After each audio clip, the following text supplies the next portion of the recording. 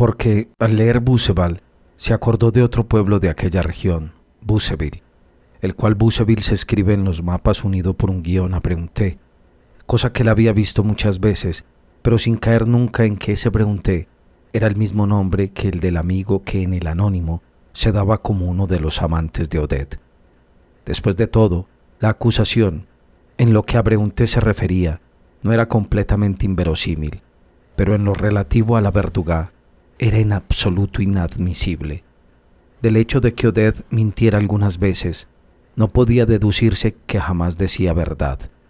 En aquellas palabras que cruzó con la Verdugá y que luego le contó a Swann, veía muy claro una de esas bromitas inútiles y peligrosas que por ignorancia del vicio e inexperiencia de la vida gastan a veces, revelando así su inocencia, mujeres que como, por ejemplo, Odette, distan mucho de sentir hacia otra mujer una exaltada pasión. Al contrario, la indignación con que rechazó Odette las sospechas que por un instante despertó su relato en Swann cuadraba muy bien con las aficiones y el temperamento de su querida, tal como él los conocía.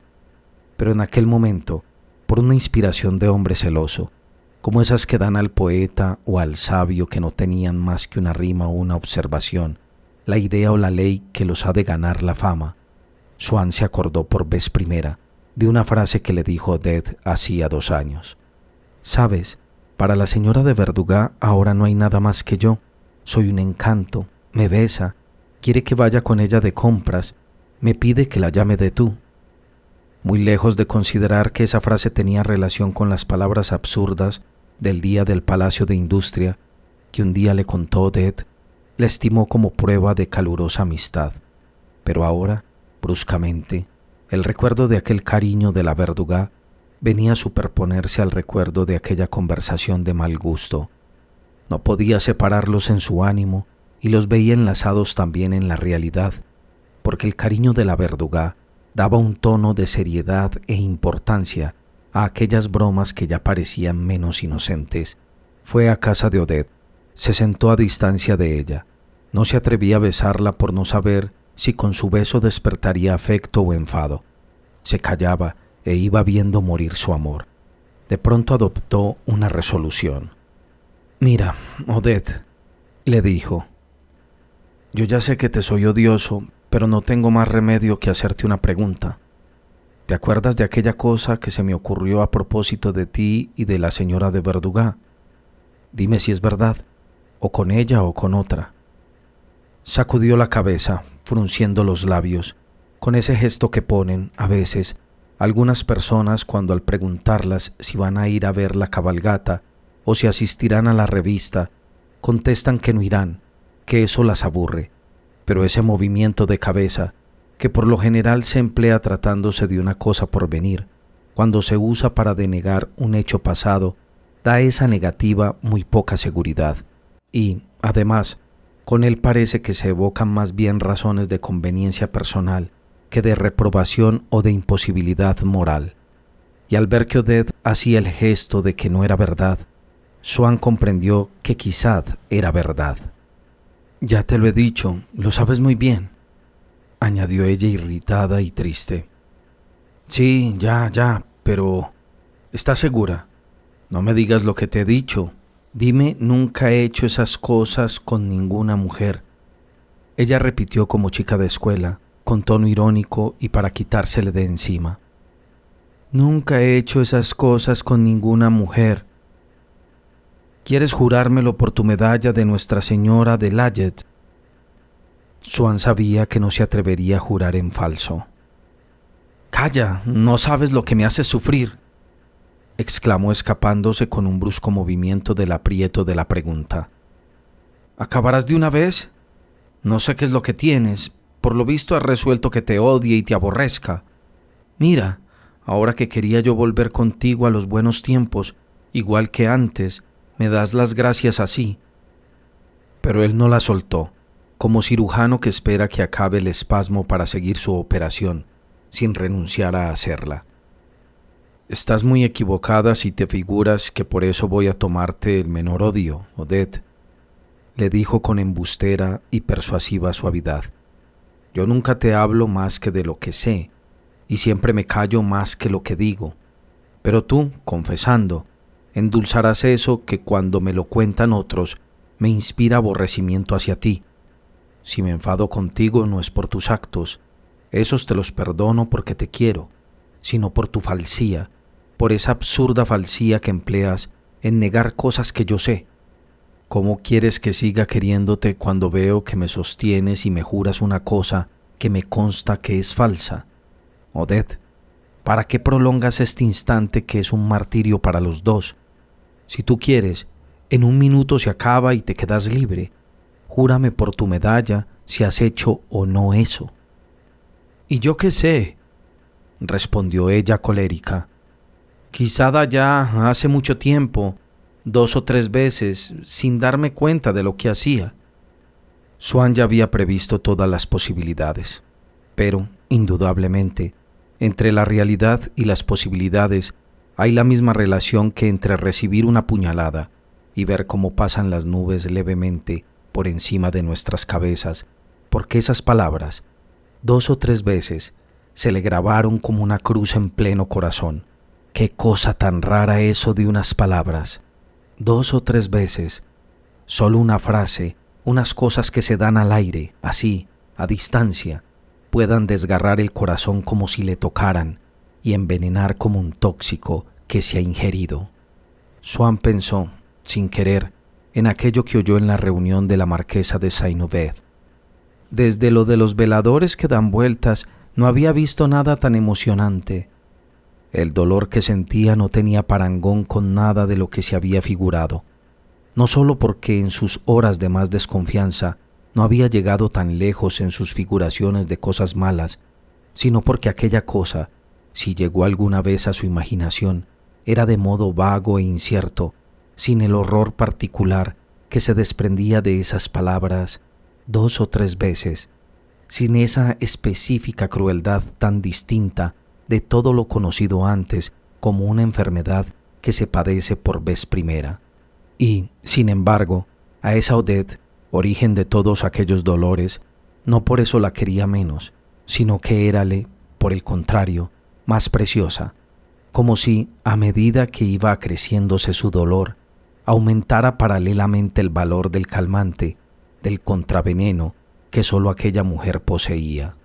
Y aún sentía más deseos de cuidarla, como pasa con una enfermedad cuando descubrimos que es más grave de lo que se creía.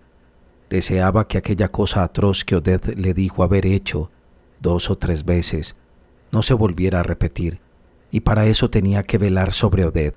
Se suele decir que revelando a un amigo los defectos de su querida, solo se logra unirle más a ella, porque él no da crédito a lo que le dicen. Pero si lo cree, aún se une más a ella. Pero, ¿cómo protegerla de una manera eficaz?, se preguntaba Swann. Podría defenderla de una determinada mujer, pero aún quedaban centenares de mujeres, y Swann comprendió la locura aquella que le asaltó cuando, la noche que no encontró a Odette en casa de los Verdugat, empezó a desear la posesión de otro ser, que es siempre cosa imposible. Afortunadamente para Swann, debajo de aquellas penas nuevas que se le habían entrado en el alma, como horda de invasores, existía un fondo de carácter más antiguo, más suave, trabajador silencioso, como las células de un órgano herido que enseguida se ponen a rehacer los tejidos lesionados, o como los músculos de un miembro paralizado que tienden a recobrar el movimiento. Esos habitantes de su alma, los más antiguos y los más autóctonos, se entregaron con todas sus fuerzas a ese trabajo oscuramente reparador que da la ilusión del descanso a un convaleciente, a un operado. Esta vez, al contrario de lo usual, esa quietud por agotamiento se produjo más bien en el corazón de Swann que en su cerebro. Pero todas las cosas de la vida que tuvieron existencia tienden a renacer, y lo mismo que un animal moribundo se agita otra vez a impulso de una convulsión que ya se creía acabada, el mismo dolor volvió a trazar la misma cruz en el corazón de Swann, que ya parecía salvado. Acordóse de aquellas noches de luna, cuando, reclinado en su victoria, que le llevaba a la calle de la Pérouse, iba cultivando voluptuosamente en su propio ser las emociones del enamorado, sin saber el envenenado fruto que fatalmente habrían de producir. Pero todos esos pensamientos duraron un segundo, el tiempo de llevarse la mano al corazón, de recobrar el aliento y de sonreír para disimulo de su tortura, y volvió a las preguntas, porque a sus celos, que se habían tomado más trabajo que aquel de que habría sido capaz un enemigo suyo, para asestarle el golpe y darle a conocer el dolor más grande de los que hasta entonces sintiera, a sus celos no les parecía aún que había sufrido bastante y querían herirle todavía más hondo, y como una perversa divinidad, los celos inspiraban a Swann y le empujaban a su ruina. Si al principio su suplicio no se agravó, no fue por culpa suya, sino por Odette. «Bueno, amiga mía, ya se acabó», la dijo. «¿Era con una persona que yo conozco?» No, te lo juro. Y además, me parece que he exagerado. Yo no he llegado a eso». Swann, sonriente, prosiguió. «¿Qué quieres? Es poca cosa eso, pero siento que no me puedas decir el nombre. Si pudiera representarme a la persona, ya no volvería a acordarme de nada. Lo digo por ti, porque así ya no te molestaría. Me calma tanto eso de representarme las cosas. Lo horrible es lo que no se puede imaginar, pero demasiado buena ha sido ya. No quiero cansarte. Muchas gracias por todo el bien que me has hecho. Se acabó. Mira, una cosa nada más. ¿Cuánto tiempo hace de eso? Pero Carlos, ¿no ves que me estás haciendo un daño mortal? Es viejísimo. No había vuelto a pensar en eso. Parece que tú me lo quieres recordar. Poco saldrías ganando», añadió por maldad voluntaria o estupidez inconsciente. «Lo único que quería saber es si te conocía yo ya. Hubiera sido muy natural que ocurriera aquí mismo. ¿O podrías acordarte de una noche determinada? Es para que yo pueda representar lo que hacía yo aquella noche. Ya ves, Odette, vida mía, no es posible que no te acuerdes de con quién era». «Yo no sé. Creo que fue en el bosque, una noche que tú viniste a buscarnos a la isla. Creo que había cenado en casa de la princesa de los Lums», dijo ella contenta por poder dar un detalle concreto que demostraba la veracidad de sus palabras. «En una mesa de al lado estaba una mujer a la que yo no veía hacía mucho tiempo. Me dijo, vamos a ver el efecto de la luna en el agua, allí, detrás de aquella roca. Yo, a lo primero, bostecé y respondí, estoy cansada, no quiero moverme de aquí. Pero ella decía que nunca se vio tan hermosa luna. Yo la dije que no me la daba, que ya sabía yo a dónde iba a parar». Odette contó todo aquello medio riendo, ya porque la pareciera muy natural, ya porque así creyera que atenuaba la importancia de los hechos o para no aparecer como humillada, pero al ver la cara de Swann cambió de tono. «Eres un miserable. Te complaces en torturarme, en hacerme decir mentiras que tengo que inventar para que me dejes en paz». Ese segundo golpe fue aún más cruel que el primero para Swann. Nunca supuso que fuera una cosa tan reciente, oculta, sin que sus miradas hubieran sabido descubrirla, no en un pasado desconocido, sino en noches que recordaba perfectamente, que había vivido con Odette, que él se figuraba conocer muy bien y que ahora, retrospectivamente, le parecieron atroces y falsas.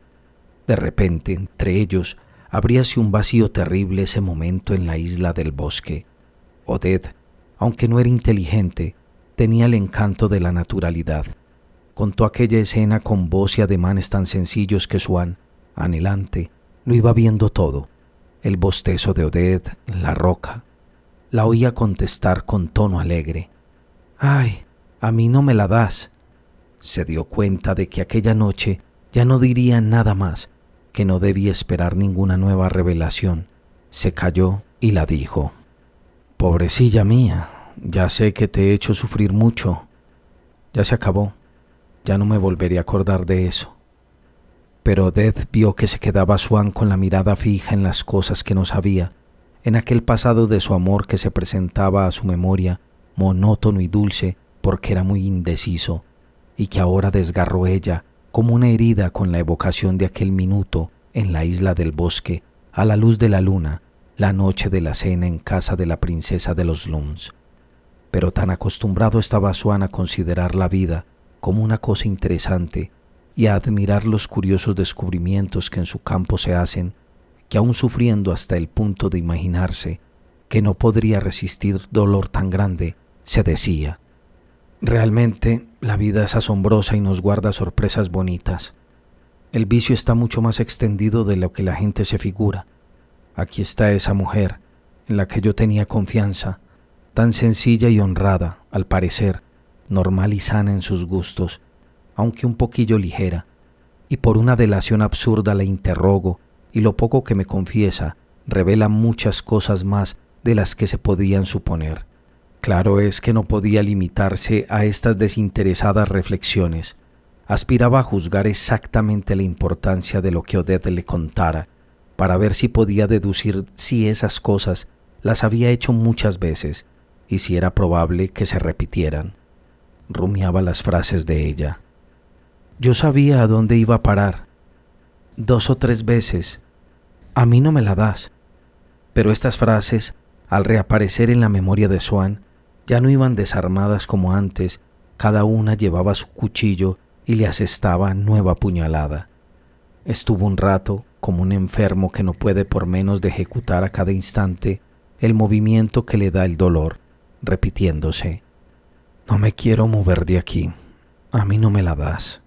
Pero tan fuerte era el sufrimiento que tenía que pararse. Se maravillaba de que unas cosas que antes juzgaba él con ligereza y buen humor se le aparecieran ahora tan graves como una enfermedad que puede matar. Claro que conocía a muchas mujeres a quienes podría haber encargado que vigilaran a Odette, pero ¿acaso no se colocaran en el mismo punto de vista con que él miraba esos actos y siguieran opinando de ellos lo mismo que Swann opinaba antes en todo el voluptuoso curso de su vida? Quizás le dijeran riéndose: mira el tonto celoso que quiere privar de un gusto a los demás. ¿Por qué misterioso escotillón, abierto de repente a sus pies, cayó él, que antes solo sacaba del amor de Odette delicados placeres, en ese nuevo círculo infernal cuya salida no veía por parte alguna? Pobre Odette, no la guardaba rencor por eso. La culpa no la tenía ella. ¿Acaso no decía todo el mundo que fue su propia madre la que la echó en brazos de un inglés riquísimo en Niza cuando ella era aún una chiquilla? Y estimaba lo dolorosamente exacto de esas palabras del diario de un poeta, de Alfredo de Vigny, que antes leía con indiferencia. Cuando se enamora uno de una mujer, hay que preguntarse qué seres la rodean, qué vida hace, y en esto descansa toda la felicidad de la existencia. Asombrábase Swann de que simples frases que iba deletreando mentalmente, yo ya veía dónde iba a parar, y a mí no me la das, pudieran hacerle tanto daño, aunque comprendía que lo que él llamaba simples frases no eran más que piezas de la armadura donde se encerraba, para no volver a herirle, el dolor que sintió cuando el relato de Odette. Porque ese dolor es el que volvía a sentir. En vano sabía ya el daño que encerraban esas palabras. En vano sería que, andando el tiempo, las olvidara un poco y las perdonara, porque en el momento de repetírselas, el dolor le colocaba de nuevo en el estado en que estaba antes de que hablase Odette, confiado y sin saber nada, y sus celos, para que pudiera herirle bien la confesión de Odette, volvían a ponerle en la posición del que no sabe, y al cabo de unos meses, aquella historia, ya vieja, le trastornaba como una nueva revelación. Admirábase de la terrible potencia reproductora de su memoria. Solo podía esperar que se calmara su tortura por la progresiva debilidad de esa generadora que va perdiendo fecundidad con los años. Y cuando ya parecía que la potencia dañina de una de las palabras de Odette se iba agotando, llegaba una de aquellas en que apenas se fijara Swann, una palabra casi nueva, a relevarla, a herirle con un vigor fresco.